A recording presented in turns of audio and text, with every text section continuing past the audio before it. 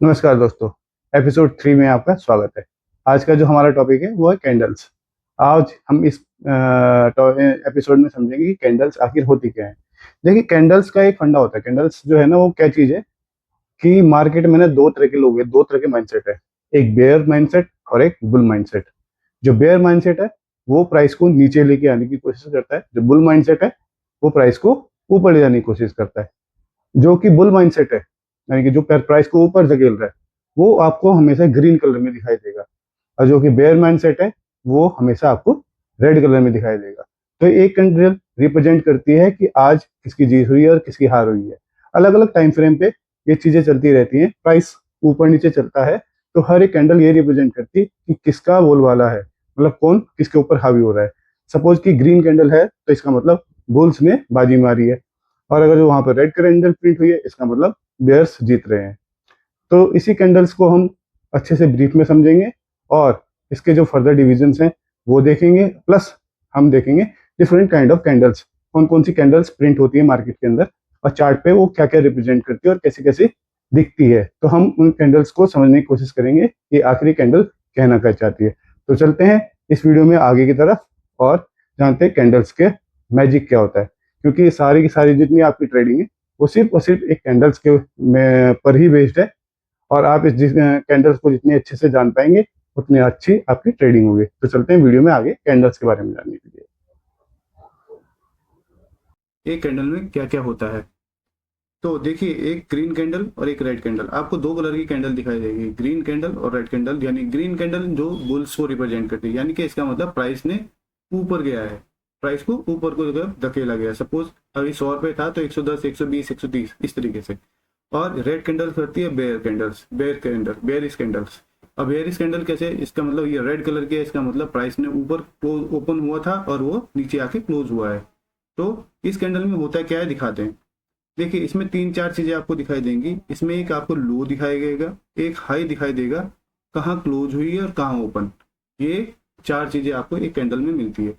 अब मैं ढंग से आपको समझाने की कोशिश करता हूँ कि ओपन का मतलब होता है कि प्राइस आज सुबह यहाँ पर खुला था, मॉर्निंग में 9:15 बजे जब प्राइस खुला तो वो इस पोजीशन पे खुला।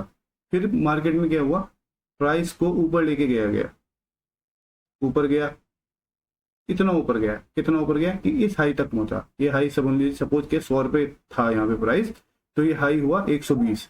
120 पे हाई गया मैक्सिमम। फिर उसके बाद नीचे भी आया है ये प्राइस, नीचे आया कितना, ये लो प्राइस, ये इसका लो प्राइस है। यानी कि मिनिमम इतना गया था और मैक्सिमम इतना गया था। ये जो वीक है, यानी कि ये रास्ता है कि इतना इसने ट्रेवल किया था ऊपर की तरफ और इतना नीचे की तरफ।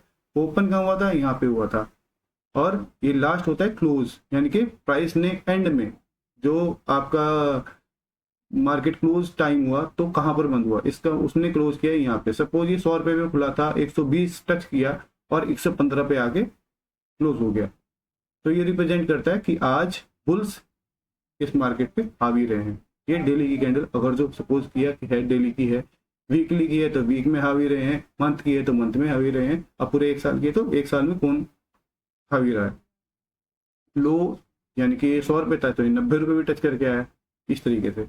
और सेम ऐसे होती है एक रेड कैंडल, यानी कि बेयर। जिस दिन लाल कैंडल आती है उस दिन भी सेम चीज होती है, हाई लो ओपन और क्लोज।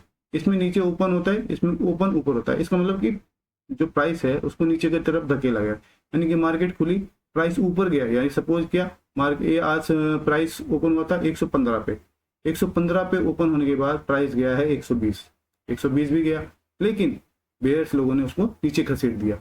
और कितना नीचे लेके आगे, ये नीचे लेके आके यहाँ तक लेके आए, यानी कि 115 पे क्लोज हुआ था उसको 90 रुपये पे लेके आए, 90 रुपये से और 100 रुपये पे लाके इसको ड्रॉप कर दिया। तो ये इसकी बॉडी, इसको बोलते हैं बॉडी, इसको बोलते हैं विक्स।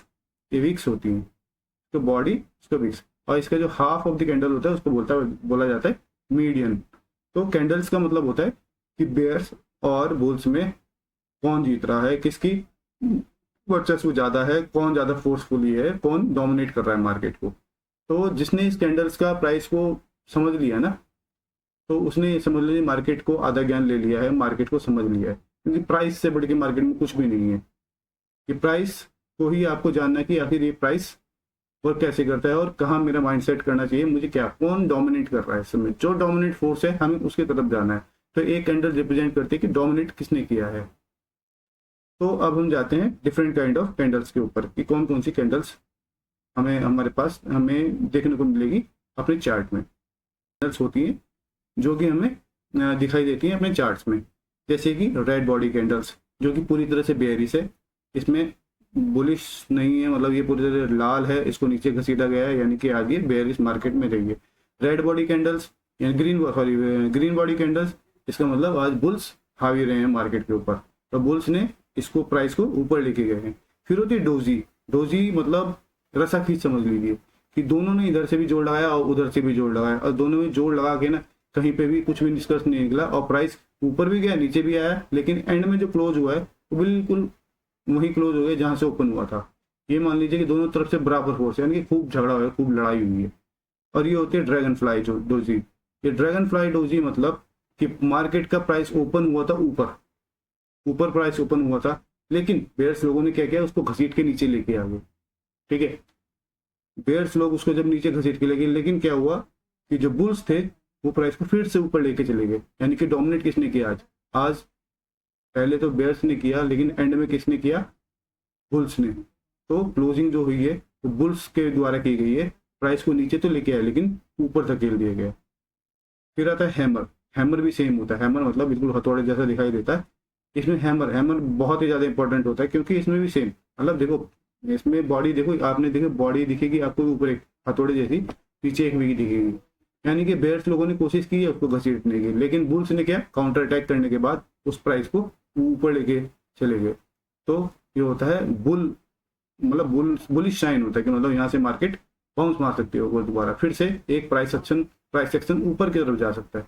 फिर होता है इन्वर्टेड हैमर। ये बिल्कुल उल्टा होता है, ये बेयर्स के लिए होता है। आई मीन अगर जो आपको कहीं ये दिखाई दे टॉप के ऊपर, टॉप पर, तो समझ जाइए प्राइस में कुछ गड़बड़ है, वहां से मार्केट अपना रूट बदल सकती है और वापस जा सकती है। यानी कि क्योंकि यहाँ पे बॉडी ऊपर की तरफ बनी है, इसका मतलब, और नीचे की तरफ क्लोज किया है, इसका मतलब प्राइस ओपन ऊपर हुआ था, गया ऊपर था, लेकिन क्या हुआ एंड में आके बेयर्स लोगों ने उसको नीचे घसीट लिया और क्लोज अपने पक्ष में किया है। ठीक है, हैंगिंग मैन सेम मतलब हैमर जैसे ही होता है कि लटका हुआ, हैंगिंग मैन बोलते हैं कि आपको ये बोलिए, ये मान लीजिए टॉप पे आते हैं ये, और ये अच्छे प्राइस नहीं होते, इसको भी मतलब बेयरिश साइन माना जाता है। शूटिंग स्टार्स ये भी आपके टॉप पे आते हैं, सेम प्राइस ऊपर गया फिर नीचे क्लोज किया, इसका मतलब अच्छा नहीं है। स्पिनिंग टॉप्स ये एक तरह से डोजी के जैसे समझ लीजिए, इसकी बॉडी होती है पर, और जब ये आते हैं ना रस्सा खींची, इसका मतलब है कि कुछ चेंज होने वाला है, चेंज मतलब पैटर्न चेंज होने वाला है। ऊपर आए तो नीचे का पैटर्न शुरू होने वाला है, और नीचे आए तो यानी कि ऊपर जाने की संभावना बढ़ती है, यहाँ से चेंज आएगा मार्केट में। अगर बेयरिश है तो बुलिश के साइन आएंगे, बुलिश होने वाली है, और बुलिश है तो बेयरिश होने वाली है। तो बड़ी इंपॉर्टेंट कैंडल होती है बॉटम पे और टॉप पे, मतलब जो हमारी कैंडल्स का वजूद होता है ना, जो हम देखते हैं कि जैसे हमने जब आगे आगे आप देखेंगे कि टारगेट क्या होते हैं, टारगेट कैसे काम करते हैं और टारगेट को हम कैसे निकालते हैं, तो तब हम इंपॉर्टेंट इन कैंडल्स को देखते हैं कि क्या ये कैंडल्स वहाँ बन रही हैं, तो क्या हमें यहाँ से निकलना चाहिए या हमें एंटर होना चाहिए। तो ये सब चीज़ें आपको धीरे धीरे समझ में आएंगी। इसको बोलते हैं मारुबुजो कैंडल। ये होती है मारुबुजो कैंडल, यानी कि पूरी की पूरी एक कैंडल जो है वो फुल बॉडी कैंडल है। आई मीन या तो बेयर्स ने डोमिनेट किया है, और या फिर क्या बोलते हैं उसको, बुल ने पूरी तरह से डोमिनेट किया है। तो ये कुछ कैंडल्स होती हैं जो इम्पोर्टेंट होती हैं, पर इन कैंडल्स का इम्पोर्टेंट तब है इम्पोर्टेंस जब ये या तो बॉटम पे आए या टॉप पे आए। इन बिटवीन अगर ये कैंडल्स बन रही हैं तो उसका तो ज़्यादा मतलब बैठता नहीं है, तो होता नहीं है।